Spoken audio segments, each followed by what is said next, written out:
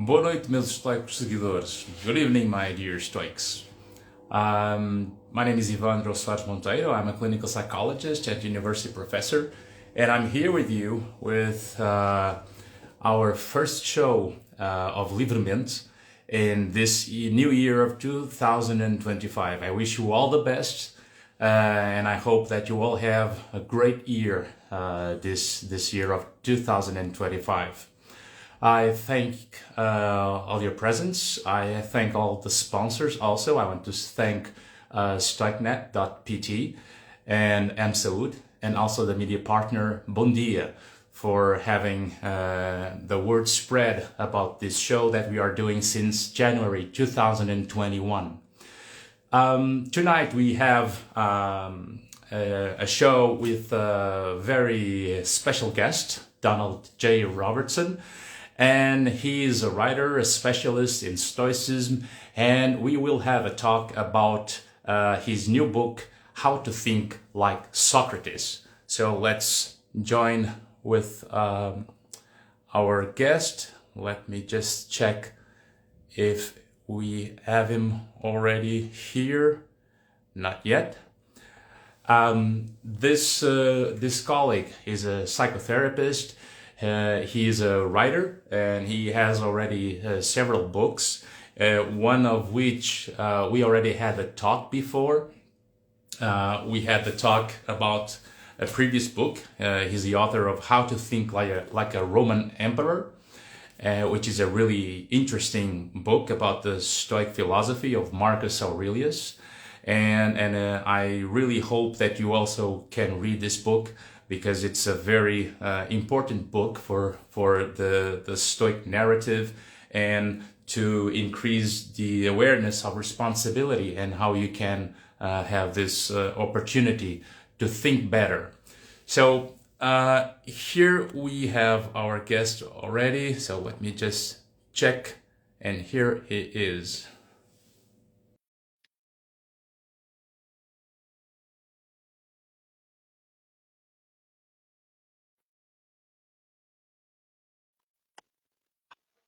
Hello. Hi, Donald. Hi, how are you? Can you hear me well? Yep, I can hear you. Okay, perfect. I was wearing my earbuds, but they're not working, so I'm going to keep with the cell phone because I was thinking that I was with an earbuds. So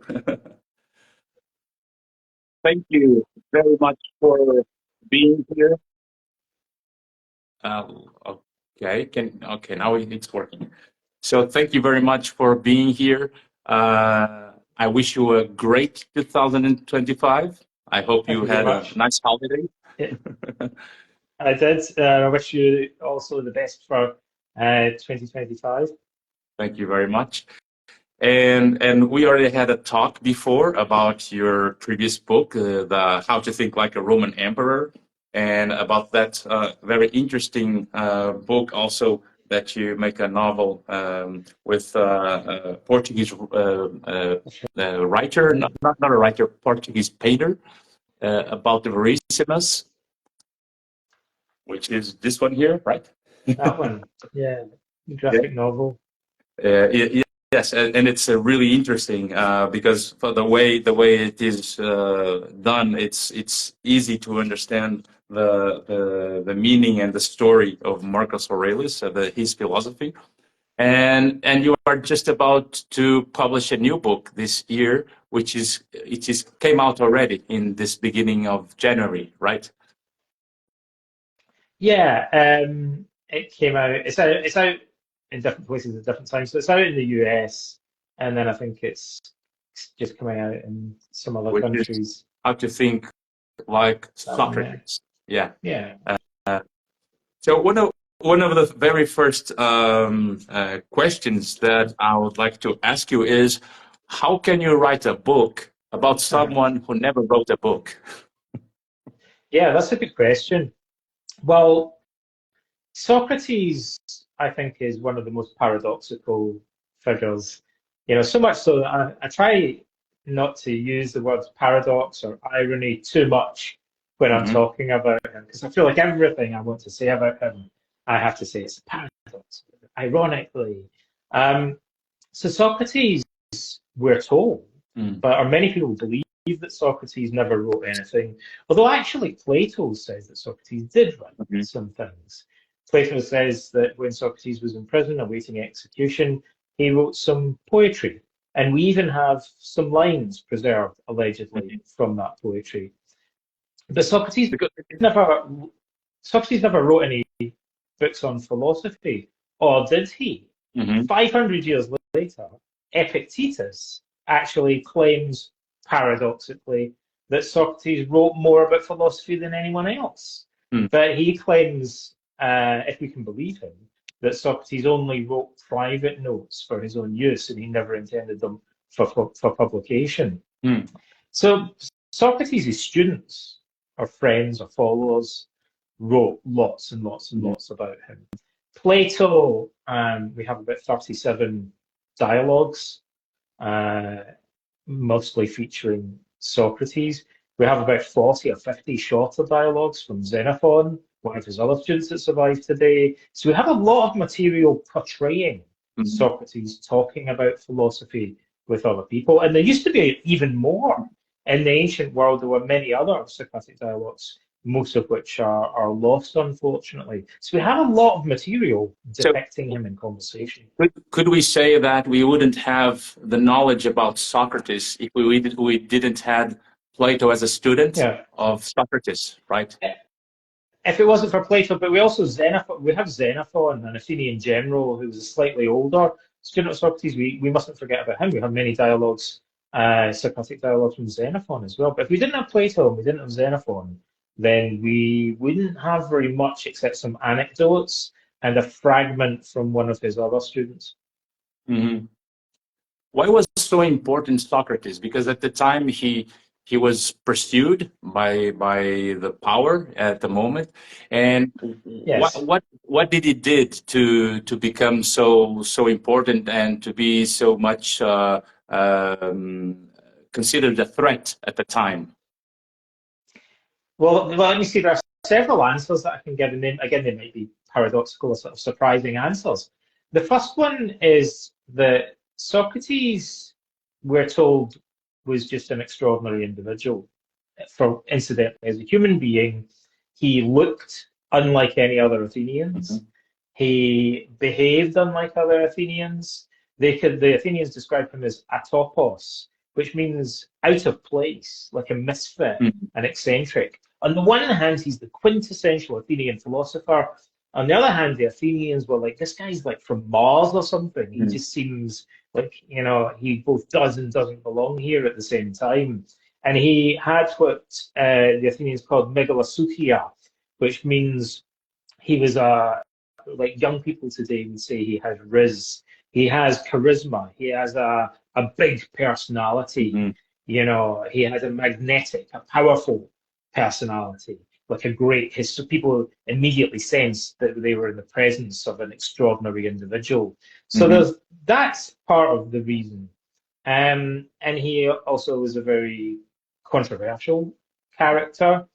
I think the other reason that Socrates is important is that, and this is often overlooked, Plato and Xenophon describe Socrates doing the Socratic method all day long, every day, pretty much, which is extraordinary. Nobody does that today. There are many academic philosophers today, but they give lectures, they write books, they maybe participate in symposia occasionally, but nobody engages in the Socratic method all day long, every day, in the way that Socrates did. So sometimes don't you think that today it's getting worse? People are not questioning enough. We are not having good answers because we don't do good questions, right? Socrates was concerned that we would become very passive in our learning and just kind of consume books and lectures, today videos and social media, and just kind of repeat other people's opinions. So we're not really thinking for ourselves. And he thought, people make the mistake of thinking that wisdom is like a bunch of opinions. So I could watch a Joe Rogan video and repeat what one of his guests has said, and somehow that would be like being wise. And Socrates thinks this is a fundamental error, and that wisdom he seems to view as more of a cognitive skill. So being good at doing the Socratic method, of being good at asking the right questions, is what constitutes it's really wisdom. It's an interesting. activity. Yeah, but it's really important what you're saying, because I teach for the last 20 years in college, and I lecture in the course of medicine and the course of the master degree of legal medicine also. And I see that students are not as demanding as they were before. So they like easiness. They don't ask questions as they used to be, and one of the as they used to do. But one of the things that I usually say to all the students is, the more you question what I say, the better for me and the better for you. So we get those kinds of questions, because the more I have the challenges of thinking about what I'm thinking, the better I can improve my knowledge, because we need to be aware and have the humility that we know much less the more we know. So it's like that sentence that Socrates says: the more how do you say that in English? The more I know, the less I know. It's something like that. So why is it so important, the Socratic method? What is the difference between the Socratic method and indoctrination, for example? Well, Socrates seems to have thought that when we pass information on to other people, we have a tendency to simplify things and make sweeping generalizations and other errors in our thinking, that we often contradict ourselves, for example. And he particularly thought there's a very common illness, in a way, that we suffer from, a kind of psychological illness, a psychopathology, that he describes as believing that we know something that we do not in fact know. So you could call that a sort of intellectual conceit or an intellectual arrogance. Socrates thinks this is a very serious problem and that it's endemic in society, and the Socratic method is the cure for this problem, because it encourages us to notice inconsistencies and contradictions in our thinking, and that helps us to regain our open-mindedness and our humility by realizing that we don't know as much as we assumed that we knew. So because we like thinking, don't settle with easy answers, right? Easy answers. Yeah. Like, I'll give you an example. Like, okay, it's probably, if we're talking about the Socratic method, it might be easy just to give some examples so people can have got a rough idea. Because otherwise, it's a little bit difficult to explain. How did Plato explain it? He showed Socrates actually doing it in these dialogues. So, for example, Socrates has a conversation with a young man called Euthydemus in Xenophon's memorabilia, in Xenophon's dialogues. And this young man actually is a kind of familiar character to us.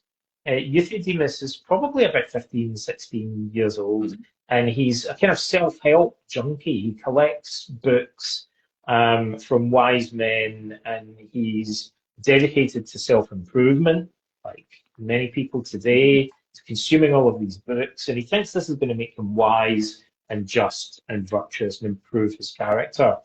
And Socrates says, well, could you define justice? In that case, if you're reading all these books about it and you believe that you're becoming wise with regard to the nature of justice, you want to be a great statesman. And Euthydemus struggles. So Socrates draws two columns, like we would in cognitive therapy, probably on a wax tablet. All right. So he draws these two columns, and at the top of one he writes justice, and at the top of the other he writes injustice. And he says, could you give me some examples of injustice? And Euthydemus says, well, obviously things like lying and stealing. It's like developing the moral virtues to work and function in a pro-social perspective, to work well in a democracy. But the Socratic method proper really begins with the next step. So Socrates says, okay, so let's take your examples. Can you think of any circumstances when lying might belong under the other column? So you put it under injustice. could lying ever, under any circumstances, be considered just? Because Euthydemus, Socrates thinks, is giving the easy answer and making a sweeping generalization. And he wants to encourage him to look at it from a more nuanced perspective. So Socrates says, what about, for example, if an elected general, the Athenians elected their generals, deceived the enemy in warfare? Would that be unjust? And Euthydemus says, well, that's a bit different, Socrates, right? We might say that that's part of warfare and that's just. Yeah. Socrates says, what if your friend is suicidal and he asks you where you hid his dagger and you lied to him about that? Would that be considered injustice? And Euthydemus says, well, that's different, Socrates. Like, that's kind of an exception. Socrates said, what if you were a parent and you wanted to give medicine to a small child, but the only way that you could get them to take it would be to conceal it in their food? Wouldn't that be deception or lying? But would you consider that a form of injustice? And Euthydemus says, okay, you know, these are all different, right? And Socrates' point is that it's too simplistic to say that lying is unjust. And, you know, these questions help Euthydemus to realize that there are kind of exceptions to that generalization. And so a more nuanced understanding that sometimes the distortion of the process leads to some kind of wisdom in order to improve the justice in the environment or in the world. Wisdom would consist in realizing that there are exceptions to some of our simple concepts or sweeping general. I'll give you another famous example. Socrates is speaking to some Athenian generals, lackeys in Nicaeus, and they're arguing about the best way to train their sons in combat. And they're taking for granted what it means to be courageous. And Socrates says, well, could you define what courage is? And Nicaeus, I think, says, courage is standing your ground in the face of the enemy. Now, this is the most obvious definition to him, because Greek infantrymen were trained specifically to fight in the phalanx formation.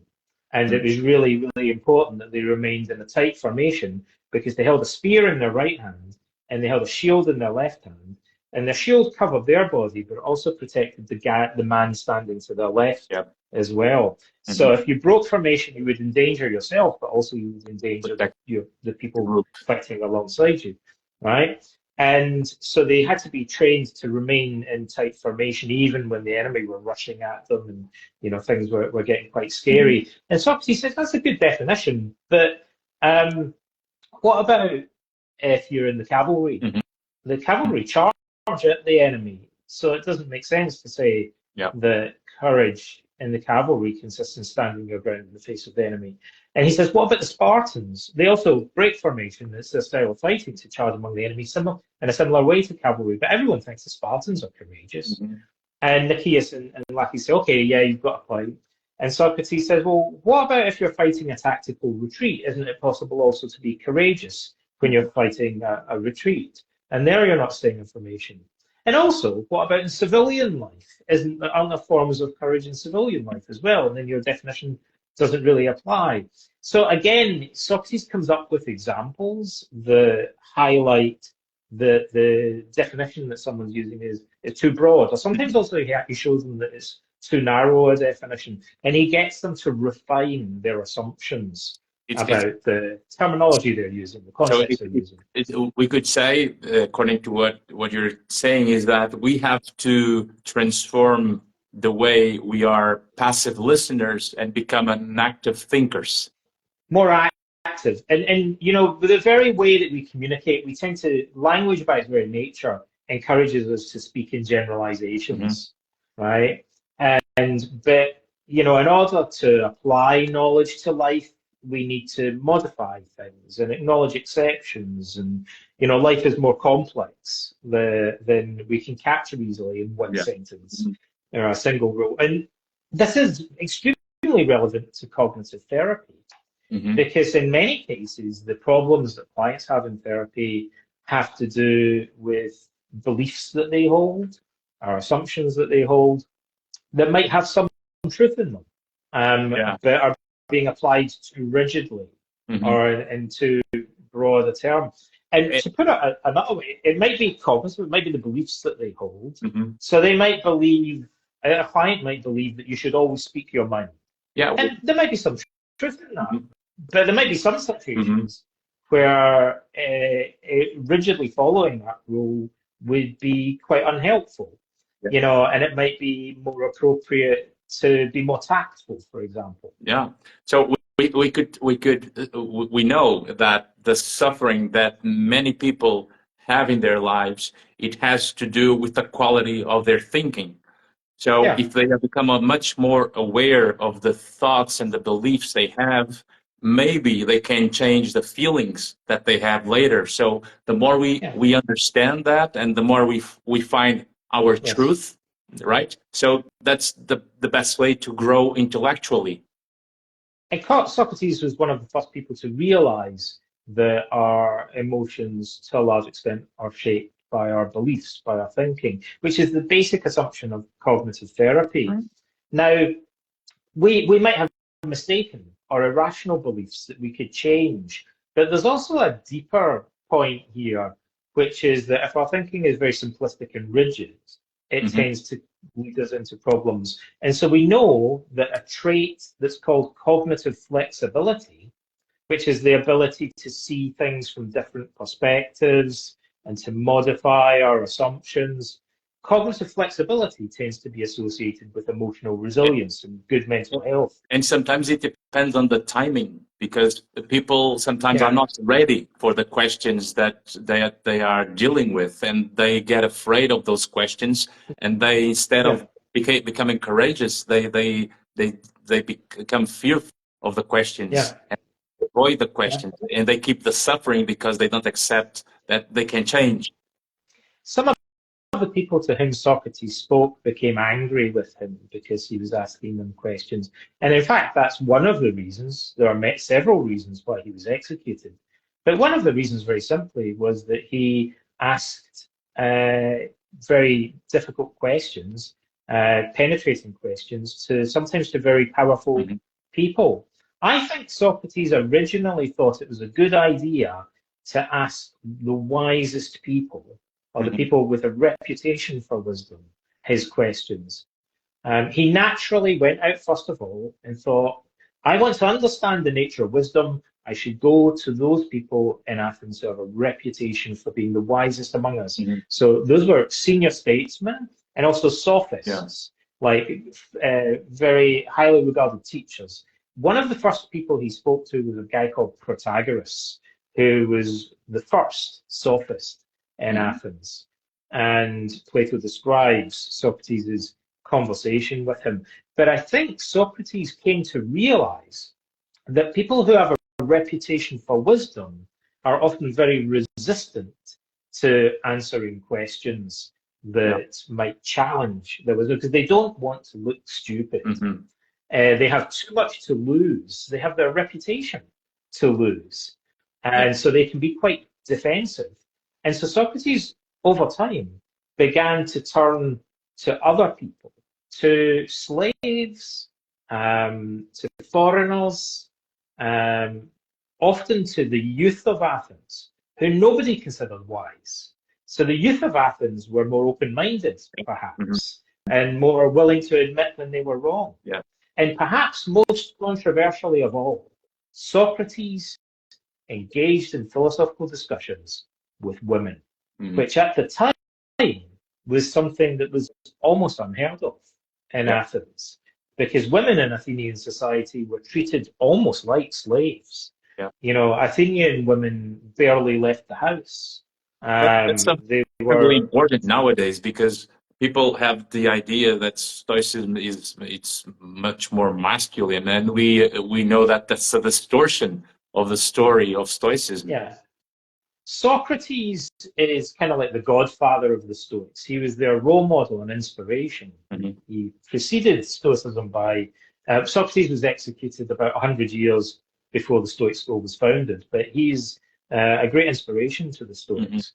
And Socrates went out and he engaged in philosophy with a number of women, was inspired by some very interesting women. And later we see the Stoics arguing that women are just as capable of being philosophers as men, and that women should also be educated in philosophy. Girls should learn philosophy just like boys. And this might sound trivial to us, but it was a controversial idea in the ancient world.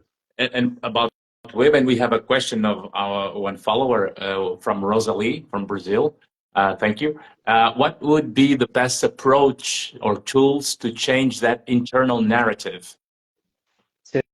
To challenge this idea that women aren't capable. What the Stoics used to do was to point to, they would ask what qualities, they would look at the roles that women fulfilled in Athenian society or in Roman society, and highlight the fact that they required the same virtues that men required in a different context. Yep. So they would say, in the same way, like Romans would assume that for a man to be a good father, he needs courage and self-discipline and integrity. And so they would just say, well, doesn't a good mother require exactly the same qualities? You know, surely to be a good mother, like, you also need wisdom and self-discipline and integrity and fairness. But that leads to another question, which is one of the things that Socrates was worried was that in a democracy, to give the power in a blind manner to all the people, so we could have the risk of having the power with the charisma without knowledge versus the people with wisdom to lead the way.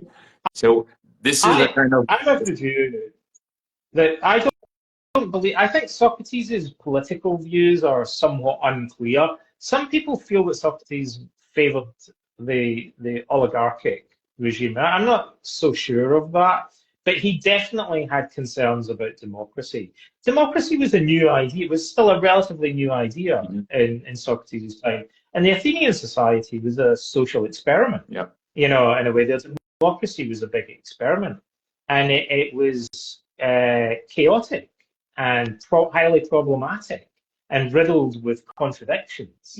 And you know, other Greek societies hated the concept of democracy, and so it is extremely threatening. For example, the Spartans thought this was a terrible idea, you know, and it deeply worried them when other cities began to embrace democracy. So the problem that Socrates saw is that he thought, look, the people making decisions in governing a society should ideally be experts. You know, the person who makes a decision about public health should be a physician. You know, the person who makes decisions about shipbuilding should be a master craftsman. You know, the people who make decisions about military campaigns should be experienced generals. So he thought the people making these decisions should have expertise. And the problem with the democracy was that often, you know, people were making decisions about things that they didn't really understand. And so I think Socrates might have been happy with democracy if the assembly, or the voters, if you like, were more willing to consult people who had demonstrable expertise. But what happened was that they started to be swayed by demagogues. So people with no military experience whatsoever would stand up in the assembly and give speeches encouraging the Athenians to engage in certain military campaigns. The people would be influenced by that because they were using very persuasive language. And Socrates would say that this guy has never studied warfare and has no military experience, but you're listening to someone who knows nothing about the subject because he's being very persuasive. And he was extremely concerned about the power of rhetoric. Socrates famously said that someone who's highly trained in rhetoric, who speaks to the assembly about matters of public health, would easily defeat in a debate a physician who's an expert on health, but doesn't have training in rhetoric. The- And Socrates that's why thought this was a frightening yeah. circumstance.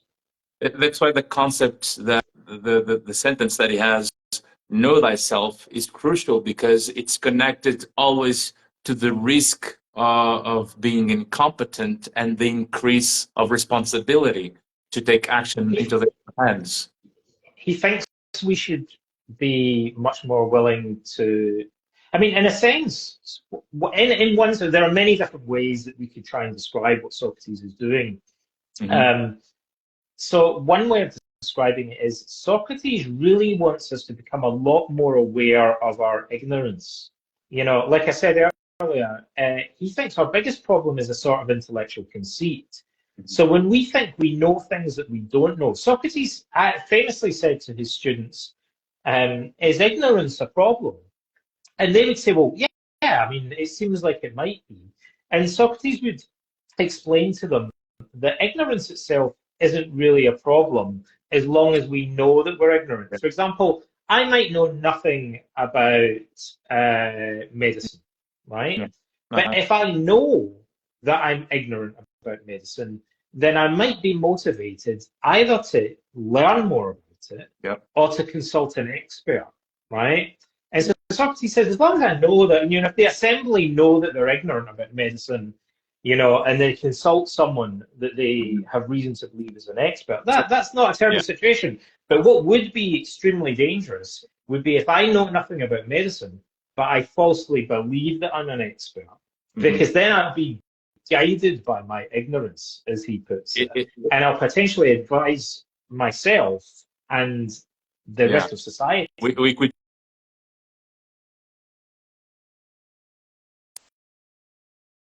Hello, can you hear me?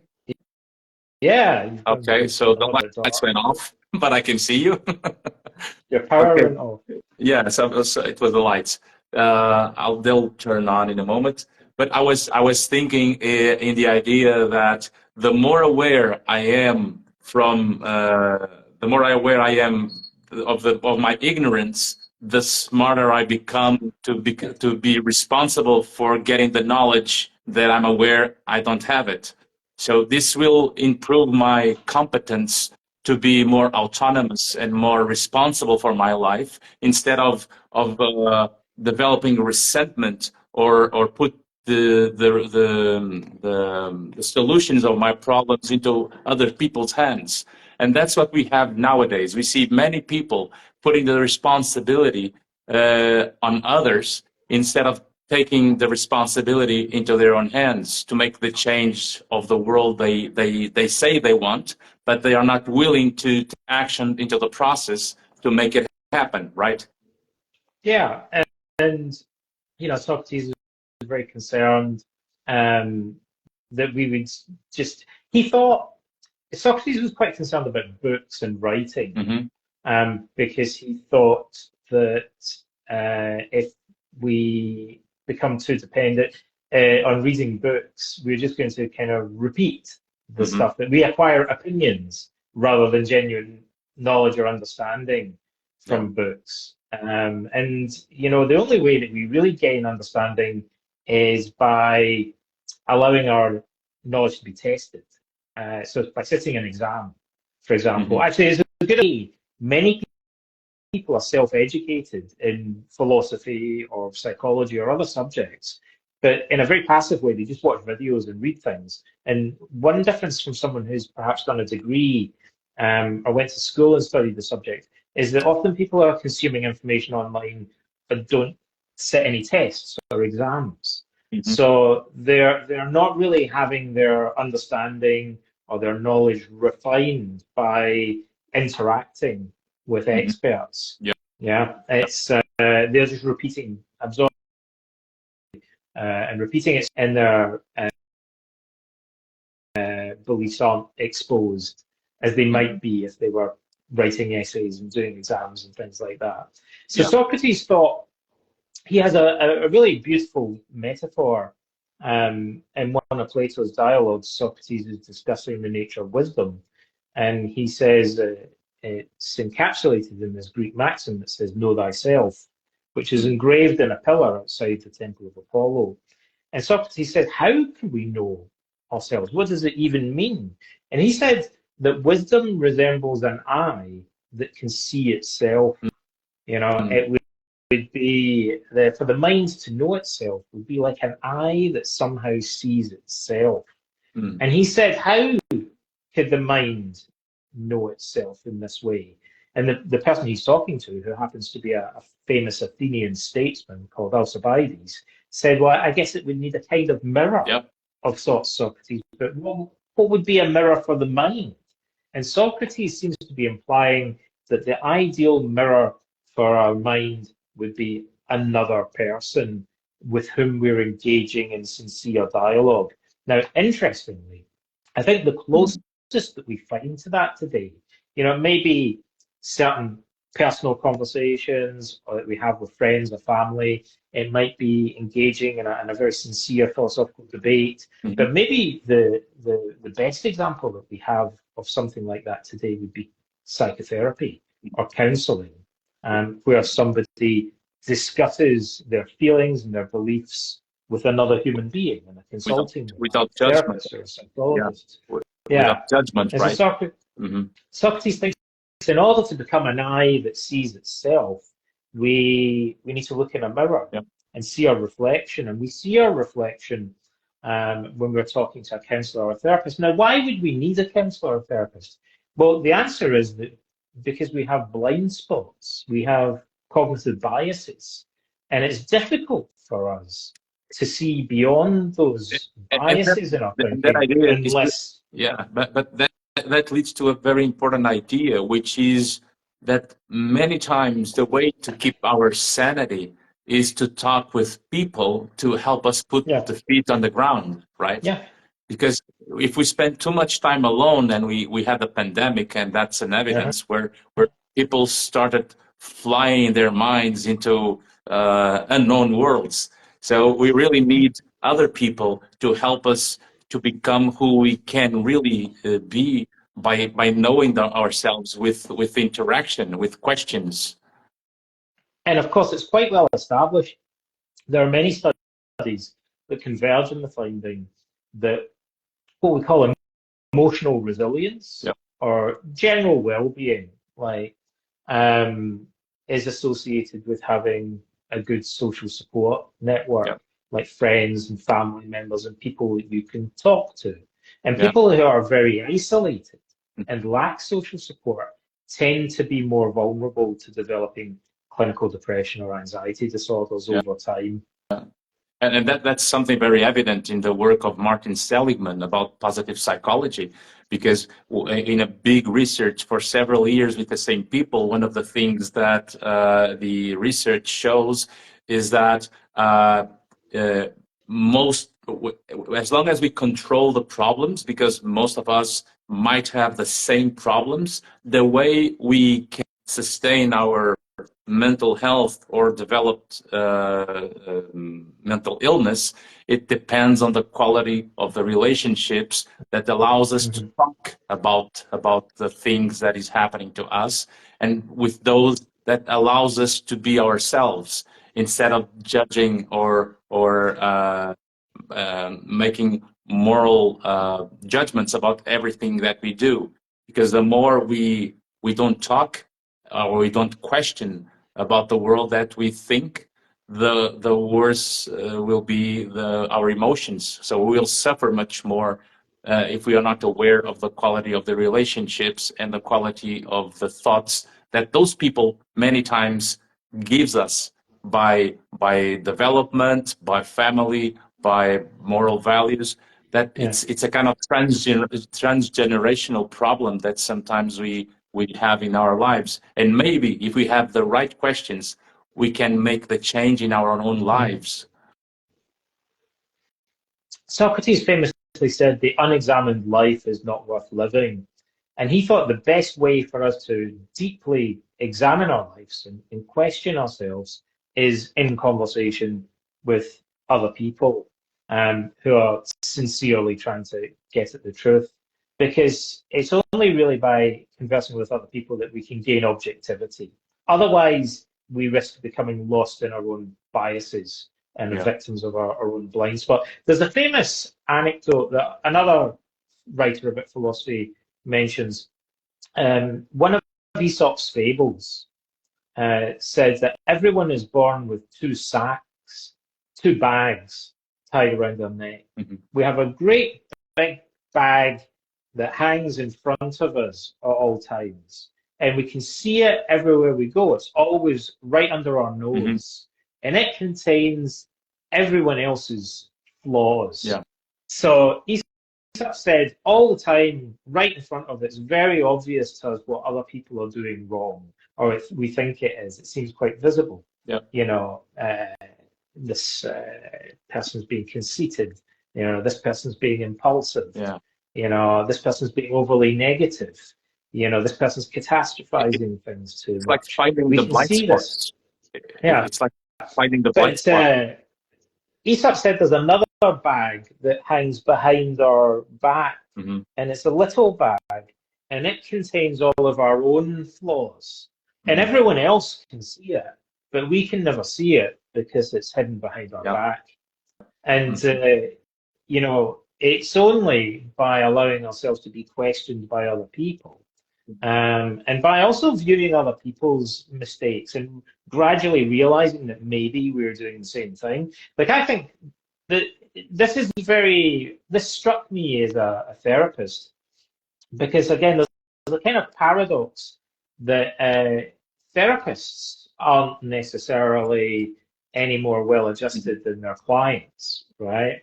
Therapists get anxious and get depressed and get angry and so on. Yeah. But nevertheless, over time, I think potentially, if you're a therapist, you feel that you may learn from your clients and you may benefit indirectly by trying to help other people. And the way it happens, I think, is like this. So it's difficult for you to be your own therapist because you can't necessarily see your own errors and biases. But if you're really trying to help enough other people, gradually over time, you might think, this client is making such and such a mistake. When they get angry, for example, they're not noticing that before they became angry, their feelings were hurt. And they're using their anger as a way to cover up this pain and not to deal with it. And so, for example, and there may be many other problems that you notice that clients are doing. But over time, if you're a therapist or a coach or a counselor, you might start to think, maybe sometimes I do this too. Maybe this mistake that this client is making, perhaps I'm doing it as well. Yeah, and if you're open-minded like that, you may be able to learn from your clients. And I think this is what Socrates believes happens in his philosophical dialogues, that by trying to help other people, gradually over time, he notices that he might be prone to some of the mistakes that he sees them making. And so he learns to benefit himself in that way by using them as a mirror of sorts for his own soul. That's why when we are talking to a therapist and we're explaining to someone what we think without the defenses that we usually have, that's a way to listen ourselves and to identify the patterns that we usually don't.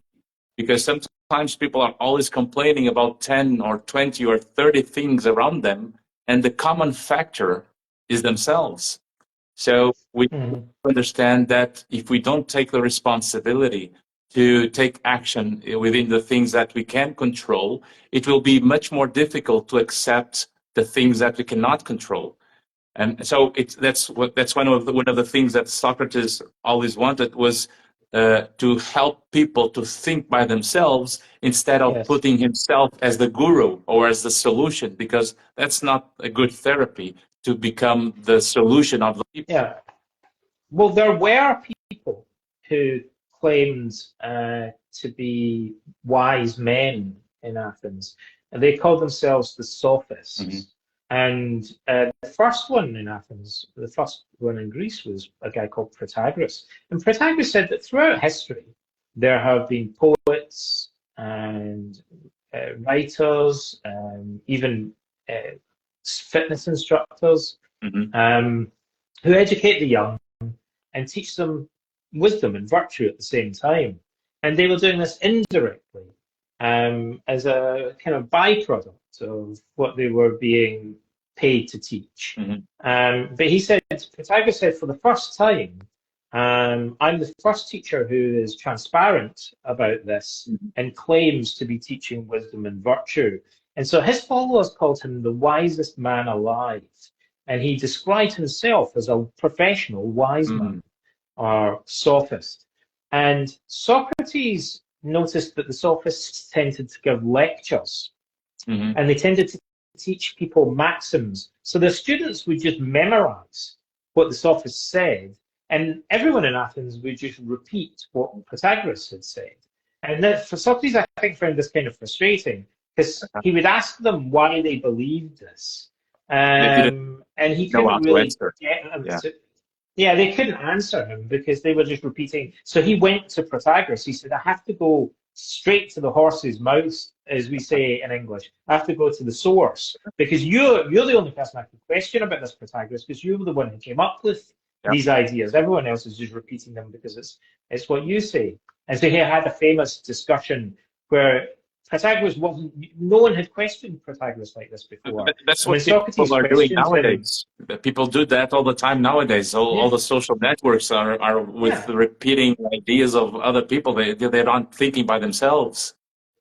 They watch the Joe Rogan show or something like that. Yeah. And then everybody, well, we talked about intellectual humility and Socrates thinking that conceit. Everybody thinks they're an expert on everything now. So, people who have never studied medicine are experts on epidemiology and vaccines, for example, and, they repeat stuff that they've heard people saying on YouTube that maybe is completely... Yeah, it's that Dunning-Kruger syndrome where people, they have the superficial ideas, and because they just know the titles, they believe they have all the information of the book. Yeah. So Socrates is very aware of this problem, and he thinks we need to teach people to think for themselves and think more critically. Also realize what would constitute an appropriate expert. I mean, Socrates often asks surprisingly simple questions.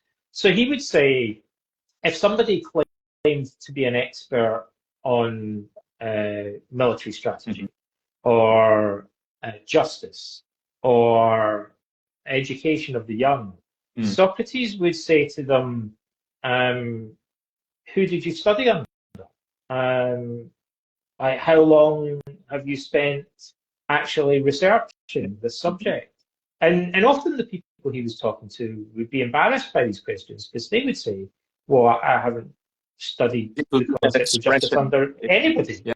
I haven't spent any time.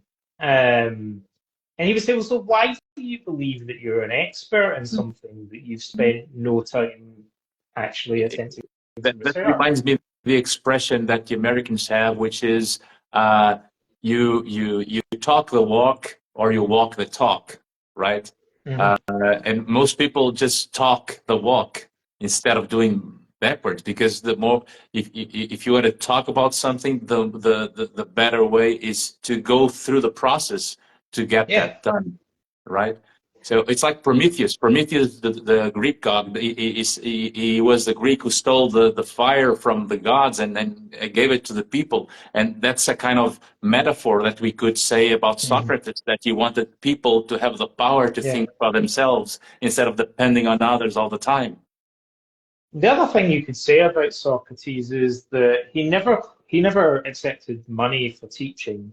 He never described himself as a teacher. You could say that, you could almost imagine that, and Socrates often attended lectures though, in order to question teachers. You could say that Socrates puts himself usually more in the role of a student, but he performs the role of a student really well, right? So well that the questions that he asks are actually more interesting than the answers that the teachers are giving him, But that was frustrating. It's almost like you went to a big lecture with a really famous teacher, and there's this guy in the audience that's asking really difficult but really insightful questions. And some people might turn around and think, this guy's questions are more interesting than what the lecturer said. But other people might find that annoying, and they might think, "Hey, shut up! Like we came here and paid a lot of money to listen to what this guy is saying." So Socrates really like upset the status quo in Athenian society. And some people found this very liberating, and other people found it very threatening. Yeah, because in the easy questions are they have easy answers, so it doesn't lead to development of people. It doesn't lead to development of society. So we need to think about the things that we have around us to make it improve, to get it better. So the more we have those conversations, the better. Socrates liked to ask people, if you were a shepherd, would you know how many sheep you have? And they would say, well, obviously, Socrates. In ancient Greek society, a shepherd pretty much has one job, and that's to count how many sheep there are and make sure he doesn't lose one. Right? Yeah. So shepherds are really good at knowing how many sheep there are in the flock. So yes, if I was a shepherd, I would know exactly how many sheep that I had, and I'd know if one had gone missing, been eaten by a wolf, or walked off a cliff or something like that. And then Socrates would say, well, what's more important, friends or sheep? And they say, Socrates, that's another stupid question. Like, obviously, friends are more important than sheep, generally speaking, in life. And so Socrates would say, in that case, how many friends do you have? And they would say, I don't know. I've never counted them. And Socrates would say, doesn't this suggest that you've not really thought very deeply about what a friend is and whether to classify someone as a friend or not? And yet you told me it was much more important than being able to know how many sheep you have. And that's so often with very simple questions, he'd show that people had neglected some of the most important concepts in life. And that leads to a really important thing about therapy, which is the more precise I am in the language I use about the thinking I have, the better I will manage the emotions that are uncontrolled. Yeah, that's true. It's really important for people to understand this. And considering what you were saying about Socrates, and because he was trying to help people to think instead of just repeating the things in a passive way, he was also a victim about that, because by trying to give that power to the people, he started being persecuted because of those lectures, and to help people to stop being a shepherd and start thinking by themselves about what they are thinking about, why they think that way. And that was not a good thing at the time with the people in power. Well, people had begun to study the science of rhetoric and persuasion, and in a way, Socrates was teaching people to see through deception, so there's always going to be a tension, and it was mainly the political class who were really invested in learning how to deceive the electorate and get better and better and better at manipulating and deceiving them. That was kind of, in a way, this was integral to how politics functioned.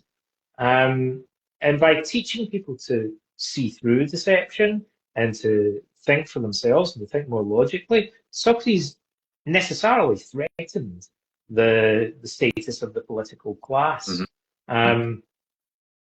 But he paid the price for that. He was executed.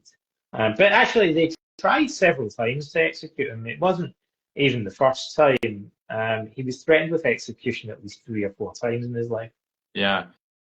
So and he was given poisoned for him to take himself, right? Which is interesting, because they it's a kind of way of committing their own suicide as a noble way of dealing with the condemnation. It was considered a more dignified way to die, but it's also very convenient for the executioner, because if you're a high status individual, and Socrates, again, paradoxically, although Socrates was poor, he was actually an Athenian citizen. whereas there were slaves and immigrants in Athens as well. But he was a fully fledged Athenian citizen.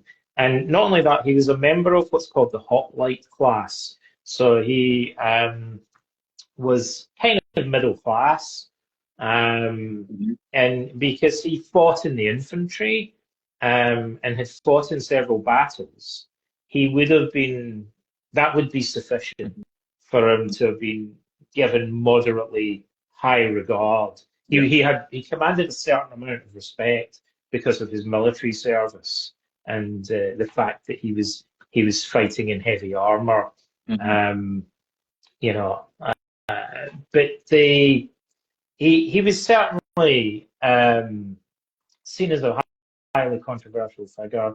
I think maybe it may have been that he would have been executed earlier if it wasn't for the fact that maybe he wouldn't have got away with asking these questions. Here's an interesting thing about Socrates that's not often said. It might be that he was able to ask these questions and to do it for so long. He was 71 or 72 when he was executed. Because he had earned respect as a warrior. And so Athenians in general would have thought, you can't mess with this guy. He's like a military veteran. Yeah. Like they gave him some freedom to shake things up. And he's a great example of the virtue courage, because he had to be a courageous person to do that in that time for so many years. He says in Plato's Apology, he says something very interesting about his military service in court. He says, you guys encouraged me to exhibit courage when I went out and I fought in these battles where hundreds of thousands of people died around me. Yep. You told me it was a good thing that I was willing to face the threat of death courageously and not back down. And now I'm standing here in court facing the prospect of my own death. And yet I'm now doing it for something that I consider far more important. Back then I was defending the walls of the city. But I think Socrates thinks, what's the point of defending the city unless you protect the character of the people that live in it? So now I'm fighting for the integrity, the wisdom, the virtue, the character of the people themselves. I'm defending the art of philosophy, and this is more important to me. And so I should be even more willing to exhibit courage in the face of death. And inspired his students, because it was because of his way of dealing with problems in life that inspired Plato and other students to spread the word about his work. And that's what you're doing here in your book. Yeah, I want people just to get interested in Socrates. I mean, in many cases, you know, throughout history, people have studied Plato's dialogues. Plato is one of the most important thinkers. I mean, it seems like an understatement to say that Plato is one of the most important thinkers in the history of Western civilization. I mean, he's a giant who's at the very beginning of our intellectual history. And we see a lot of the things that we believe nowadays that's still here because of what they wrote, and we still defend those ideas and moral values and virtues. And in the past, you know, when Marcus Aurelius was writing, to him, Socrates was a figure from ancient history. Socrates died 500 years before Marcus Aurelius. And yet Marcus Aurelius would have known who Socrates was. He would have understood the Peloponnesian War, the politics in which he lived. He would have known about, Marcus would have thought everybody, any educated person in Rome could tell you about Socrates' life and the times in which he lived. But now, most people would only know that Socrates is a philosopher and that he drank hemlock. And most people probably can't tell you very much more than that about Socrates. So we only recently, over the past 100 years or so, our society has forgotten most of what we used to know about Plato and Socrates. And so I just want to remind them. Yeah. Well, I was thinking, do you think nowadays people are forgetting this history? And what is Yeah. the danger of forgetting this towards the future for society if we forget these values with so much suffering by developing this until now? So what happens in the Well, world if we forget this? if we forget our history, then we're doomed to repeat it. I mean, when I wrote my book about Socrates, I couldn't help but see parallels between the Athenian democracy and what we see happening Mm-hmm. in modern European Mm-hmm. democracies, and particularly in America. So the democratic system works quite well. But very quickly it has weaknesses that are exploited. And before long, those weaknesses are exploited to the maximum Mm-hmm. that they can possibly bear. And so politics becomes absolutely corrupted by the use of propaganda Mm-hmm. and persuasion. People lose any interest Yeah. in discussing the pros and cons of a pot. I mean, look at in America at the moment, and in many other countries. If you go on social media has kind of fueled Yeah. a similar thing in our society, whereby all you really see are people insulting politicians. All the There's time. very little Mm-hmm. reference to the pros and cons of different policies. In the US presidential election, there was hardly any discussion about the substance of the policies. It was all just based around attacking the And it's character interesting of because the what you're candidates. saying, it's a really important point because it brings an idea that people forget most of the time, which is the more I become offended by the easy questions, the less we will get into deeper layers of communication to improve the quality Mm-hmm. of the relationship with the world around us. So no one lives in an island. So we need to have the ability to communicate better and to improve the questions that we do between each other in order not to think that what I'm saying is right. And if you don't agree with me, you have the wrong knowledge. So we have 2 ears Yeah. and one mouth. So we need to listen much more than we talk. Yeah. We do. Part of the consequence of this is that we think in very black and white terms, and that seldom leads to much wisdom. Mm-hmm. It's much more helpful to think if you disagree with someone rather than just thinking they're an idiot or they're stupid. And that's typically what happens now is that there are two sides, and one side just think the other side are wrong about everything, and everything that they believe is just crazy or idiotic. They find it very hard to imagine that the other side might have reasons for believing the things that they believe. Even, if those reasons aren't the whole story, or some of those reasons are misguided, nevertheless, they're not just crazy. Mm-hmm. Like, they hold the beliefs that they do for a reason. And in many cases, people base their opinions on half-truths. So there's some element of truth, even if it's The ones distorted that in what they validate their say. own ideas. Yeah. Right. So, but it's just not the whole story. I mean, look, let me put it this way. In psychotherapy, the negative beliefs or dysfunctional beliefs that people have are seldom completely false. Like, there's usually, I mean, the tricky thing is there's often some truth in them, but usually, in many cases, it's just that they're not the whole story. Mm-hmm. Like, if I'm really angry with somebody because they said something or did something that I find insulting, maybe it's true. Maybe they called me an idiot, and that's a fact. But it might be that they did that when they were really suffering and under a lot of stress. It might be that they've also done many nice things to me in the past or to help me. So it may be that it's not the whole story. Yeah. Often the thinking error, we call this selective thinking in cognitive therapy. In many cases, the problem isn't simply that our beliefs are just completely false. It's more often that they're highly selective and that we're leaving out information. So when somebody is anxious, there maybe are threats that they face, but there are perhaps also signs of safety. and possible coping resources that they have that they're ignoring. And that's why we need to have several perspectives in order to balance and have a relative perspective of the problems, because if we see only our perspective, we become with an absolute vision.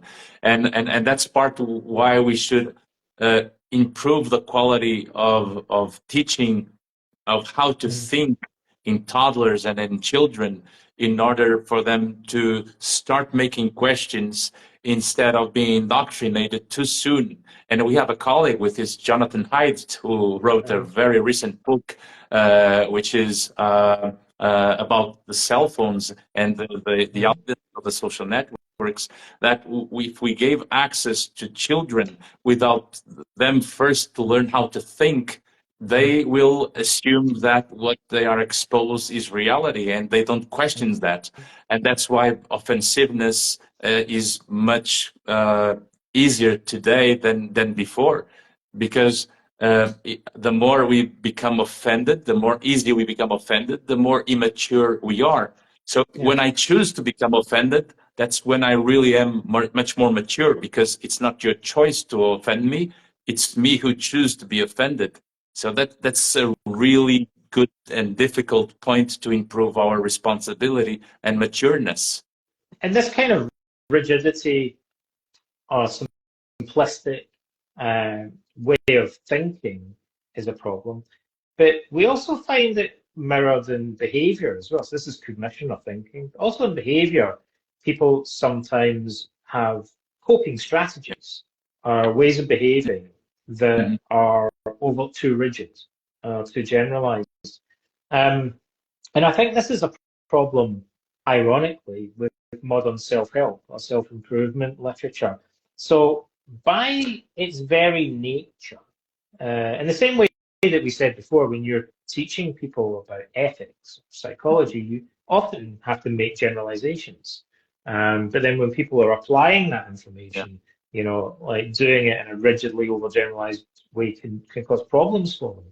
In the same way, self-help and self-improvement, because it's speaking to everybody, rather than, for example, in therapy, we would assess an individual one-to-one, and we would maybe select specific techniques for them to use, and we might modify them or adapt them to fit their circumstances. Like if someone watches self-help videos or reads self-improvement books, they'll get advice that's more generic, it's more general. And so it may be then that they are using a coping strategy that works in some situations, but doesn't work very well in others. And we know research on coping with stress supports this, because there is no individual coping strategy that works in every situation for every individual.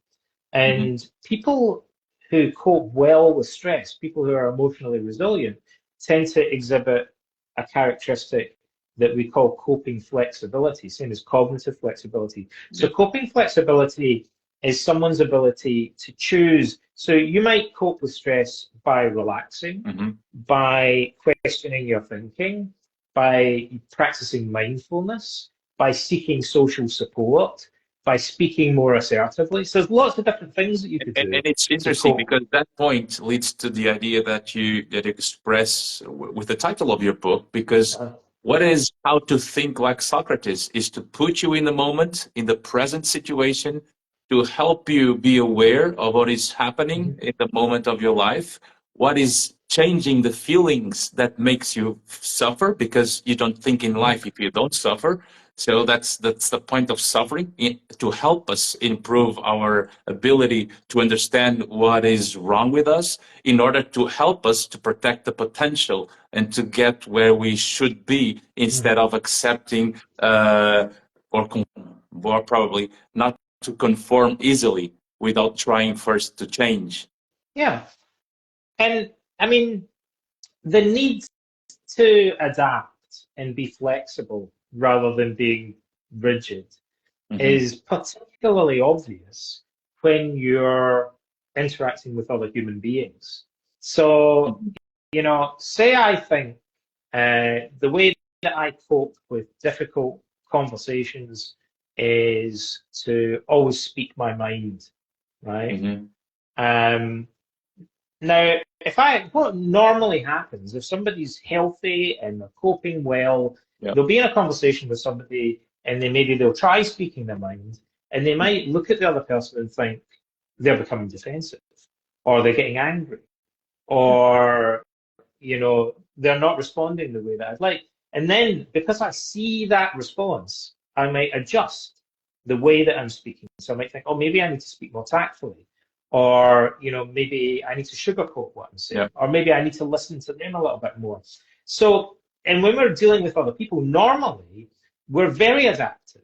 We listen, we look for signs, we look for social cues, and we modify. I might tell someone a joke and they don't laugh, and then I think, oh, maybe then I need to kind of change and change my sense of humor, or maybe stop making jokes with them because they didn't think that was funny.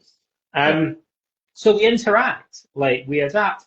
But when people get advice from videos and books, we know that there's a tendency for them to apply it more rigidly, so that they would think, this is what I'm supposed to do. And then they try and follow a rule. We call this the problem of rule-governed behavior. So then they try and follow a rule, and I might think, well, I'm supposed to speak my mind, or I'm supposed to set boundaries. And I try to do that, and you don't respond the way that I hope. But I might carry on doing it, because I have in my mind that that's how I'm supposed to behave. Yeah. So it's particularly obvious when we're interacting with other people, if we are following rules that we've been taught by someone else, rather than experimenting and engaging in trial and error behavior. We need to know how to dance in the rain, right? Yes, exactly. And so a healthy, resilient person is more observant, they're more adaptive, they're more flexible. And even if we get self-help advice that's good, so for example, mindfulness exercises I think are fantastic, and they're very flexible and they're very helpful. Yeah. But even there are many situations and many individuals where mindfulness practices can be unhelpful. Yeah. For example, we know that when someone suffers from severe social anxiety, one of the main things that contributes to it is self-focused attention. And many self-help techniques increase self-focused attention. Yeah. So it might be that if someone practices mindfulness in the wrong way, if they're giving a speech or a lecture, practicing mindfulness might make them pay more attention than normal to their breathing, to their facial expression, in a way that amplifies social anxiety, right? Or if someone has health anxiety, it maybe when people have health anxiety, they scan their body and pay attention to unusual feelings, and like they're putting them under a magnifying glass.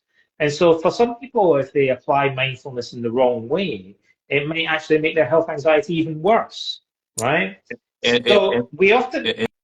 that leads to... Sure, go ahead. I was going to say, like, whenever we're using any self-help techniques or therapy techniques, we need to think about adapting them. And I think whenever I teach anything to clients, because we know that coping flexibility is really what makes people healthy. So I will always say to them, here's a mindfulness technique, here's a relaxation technique, here's maybe some cognitive therapy technique.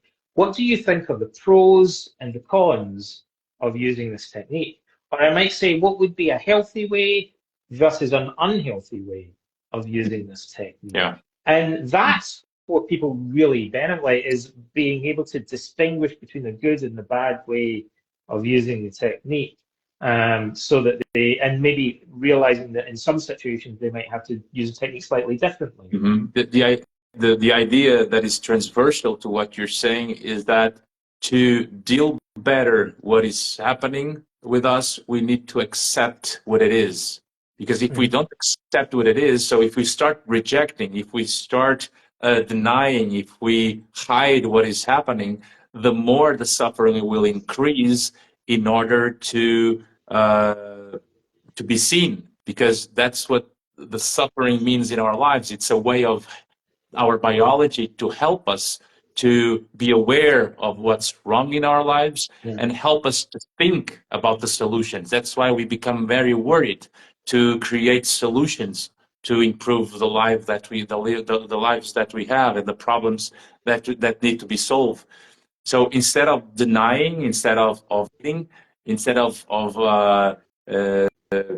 faking, we need to embrace what it is, to accept it, and then try to find solutions by becoming much more flexible, by having, by getting better questions to find the answers that we are not finding with the initial problems. Okay. Yeah, by being flexible, by being observant, I think, and sometimes in cognitive behavioral therapy, we'll actually say, you know, that people should adopt a kind of experimental attitude towards change. You know, so think of everything as a bit, or too often looking for a perfect solution, and they'll try something, and if it doesn't work perfectly, then they'll give up, right? Or it would be, and sometimes people with clinical depression, I think, are particularly prone to do this. So people with clinical depression will maybe go and try therapy, and if it doesn't cure them immediately, then they quit in some cases, rather than thinking, you know, maybe you need to try something for a little while and then, you know, learn from it and adjust it and do different things until eventually you figure out the solution that works best. So Aaron T. Beck, one of the pioneers of cognitive therapy, used to tell clients that when it comes to changing their behavior, they should approach it like an experiment, you know, and take notes. And, you know, I tried this, you know, it didn't work. Why didn't it work? What could you do differently next time? You know, like which aspects worked and which aspects didn't. And see, you know, again, having a kind of flexible attitude, you know, seeing yourself as engaged in more of a dynamic process is very common for people to fail because they try something once, and if it doesn't work perfectly, they give up. So we could resume that the book is a way for people to understand that you need to keep making questions until you find the answers that you are looking for, instead of accepting what it is without trying, and then to just live with the potential without doing the change that you actually need. So ask more, reflect more, process more, explore more, find the people who allows you to have good questions without moral judgments all the time, and find the people who allows you to be who you are, who you truly are. So these questions can be found with the right people for us, because we need to make choices. We need to choose people to have good questions. Yeah. Okay, so what is the final message of how to think like Socrates for our followers to read the book, and where can they get the book? Well, they can get the book from any bookshop, and it's in hardback, it's in Kindle, but it's also an audio book. I think the audio book is the best because it's kind of a dramatic story, and so we put a lot of effort into. I narrated it, you know, and we put a lot of effort into trying to make it sound like a more dramatic story that people would find engaging. I believe. I enjoy it's emotions, learning right? about philosophy. Connect to the emotions. Yeah, when I know, I think this is the thing actually, that we underestimate the psychological significance of ancient philosophy, or maybe any philosophy, when we are just kind of reading about it in a book as if it's a theory. But one advantage of the ancient dialogues, so the Platonic dialogues were read aloud to people. And also the characters and the places that are in the Plato's dialogues. Today, if someone knows nothing about ancient Greece and they read Plato's Protagoras or Alcibiades, they think, these are just people with strange names. I don't know who these guys are. I don't know anything about the times in which they lived. So it becomes a little bit more abstract.